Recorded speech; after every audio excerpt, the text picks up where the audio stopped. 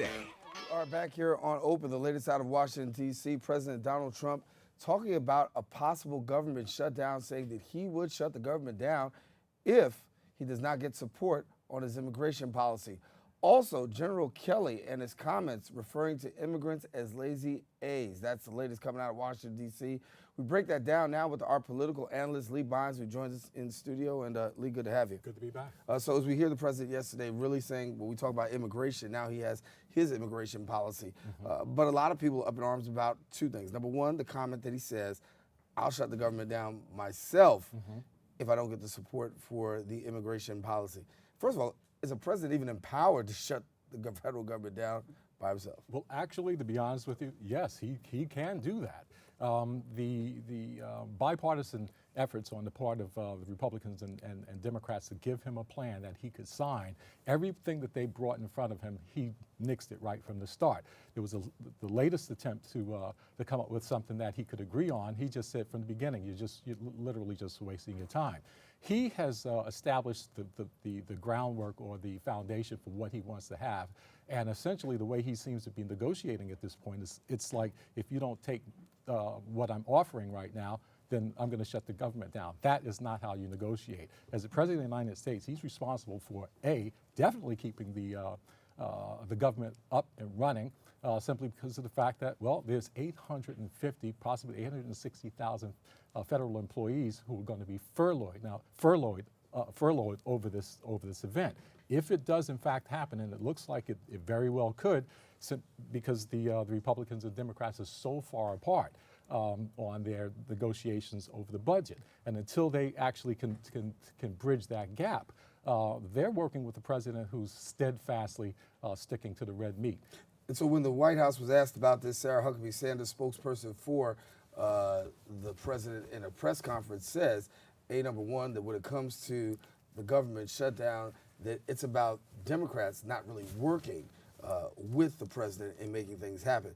Talk to us about this, because from the Republican side, you even hear that there's bipartisan support, there's bipartisan working. So what's true, what's not true, and Well, you know what? Whether or not there's bipartisan actually working, it's this is what's happening in the Senate right now. The Senate is trying to come up with a plan to keep the government open. But in the reality is, no matter what happens in the Senate, it's got to get through the House, and the House is not having it. As you heard from General Kelly and his attitude towards the DACA recipients, or the dreamers, if you will, is very, very low. His opinion is very, very low. If we want to step back and look at, listen to the language that he's using, the fact that he's calling these people lazy, and the fact that they just didn't have the gumption to get up and sign up for the program. He just said they were lazy. He called them lazy A's. Well, that's true, but he also said that they were too afraid to do it. And if you think of how they're being treated, if you think of how they're being used as bargaining chips, a lot of them are legitimately fearful about coming out of the shadows. Once they have your name, address, where you work, where you go to school, if things don't work out by March 5th, and that deadline is not going to be extended as far as I can see, then those people are going to be the first ones to be targeted, to be arrested, detained, and deported. And the fact that he's calling them lazy A's is ridiculous, based upon what the young woman who was just on the previous segment said. These people have been working hard. These people have been vetted more than anybody in the United States, more so than refugees or anybody else coming into this country. So to place that kind of label on them, as on top of the fact that he's using isolated events to paint an entire group of people in a negative light. The individual who was the football player, the African-American football player who was killed in an accident just the other day, the president is saying that these kind of incidents would never happen if it wasn't for immigrants coming into the country illegally. Well, firstly, let's get real. The president and black athletes have not been on the same page since the Colin Kaepernick event took place. So we know that he's just using a lot of hyperbole and red meat to offer his base, to give them a reason why they should vote no, why they should say that these people don't have a right to be here. Let me talk about the language coming out of Washington, D.C. for a minute. We'll talk about a couple of things. Number one, you have General Kelly, who comes in yesterday and refers to immigrants, and he uses the term lazy A. Then you have the president, who talks about countries like Africa and Haiti, and referring them to S-hole countries. And then we go back and then we hear him talk what he refers to African-American athletes, those who are taking a knee during the Colin and Kaepernick situation as SOBs. This is the first time ever, I think, in presidential history that we hear so much vulgarity actually coming out of the White House. What does that say for us in terms of international diplomatic relations and how we're looked upon across the world with this kind of language coming out of our headquarters? Well, it exposes the unspoken truth about America, that race is a major issue here. The fact that one of the pillars of his immigration reform that he wants to get through is to eliminate the lottery diversity program that they have in effect. And what that actually means is that they want to bring in a balance of people into the United States to participate in the American dream. If you get rid of that program, then America is essentially cherry picking who they want to come to the country, and based upon the president's previous statements about we should bring in more people from Norway, it does speak to that racial divide that's exploding in this country, and he's doing nothing about it other than to extend that divide. So moving forward, I'm not very hopeful that something is going to be done about these folks before this deadline runs out, because when that deadline runs out, they're exposed. They're exposed, and there's really no place for them to go but home, and home to them is here in America. They know nothing about the countries from which they came. We all know that they were brought here under no terms of their own. They were with their parents. You follow your parents, and that's just it. So to leave these people hanging out there without any form of protection is inhumane in my opinion. Lee Bonds is our political analyst. He's also the owner of Retro Vision Media, where he brings issues under fire and lets us know about the issues affecting. One of the things that Lee was spot on about was the fact of a government shutdown. We had the conversation here talking about that a government shutdown would not occur. And you said, no, it will occur. Looking as we face this, another government shutdown again, possibly straight by the hand of the president, do we see him pulling the trigger on this? Well, you know what? Anything is possible, and with this president, I put absolutely nothing above him. We're looking at, I think last week I mentioned that it cost $6 billion to shut down the government for a week. I was incorrect in that.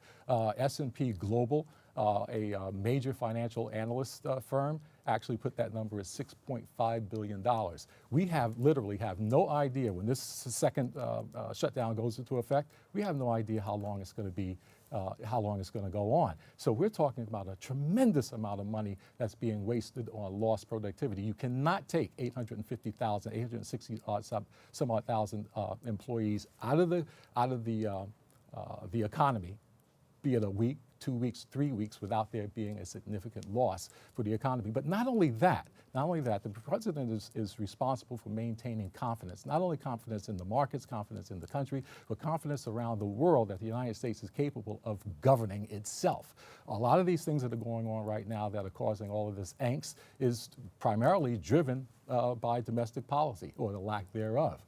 And with the president being so confrontational and willing to take a scorched earth policy towards everything if he hasn't gotten everything that he's looking for, it's exposed the United States as a weak, ineffective, and irresponsible country. Let me jump in before it's all over with one final question about the Dow Jones, obviously receiving the worst numbers in U.S. history.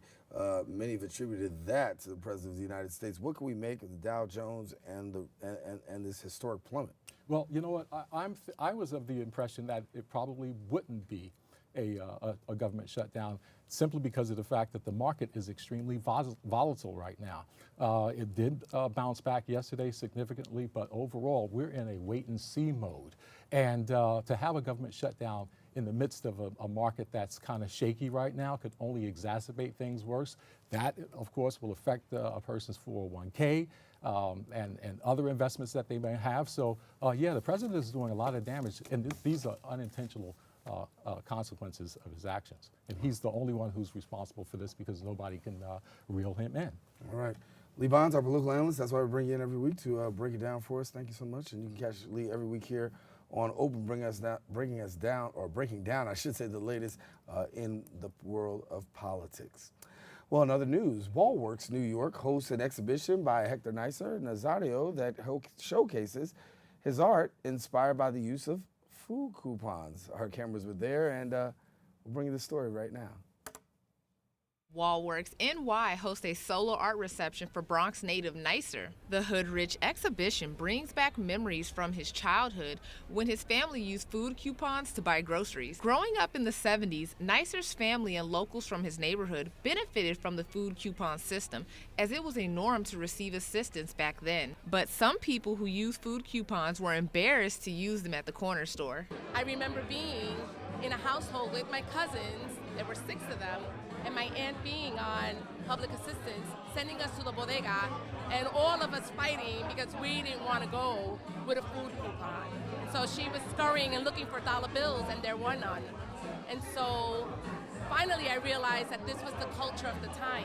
The characters on the money are from Nicer's childhood, showing people from different racial backgrounds to highlight the culture he grew up in. So one of the things I wanted to show in these paintings is people of color, people with afros, people with straight hair, people with blonde hair, you know, little kids with, you know, curly messed up hair and like baggy pants and bell bottoms. And, you know, like I want their nylon t-shirts with like Pumas on. I wanted different eras because it's different voices, but yet it all is part of our upbringing.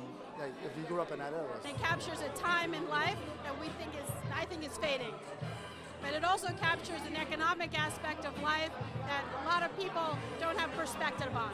The Hood Rich exhibition reminded many of economic times in the 70s and 80s while adding a creative spin. Wallworks NY will host Hood Rich until February 28th.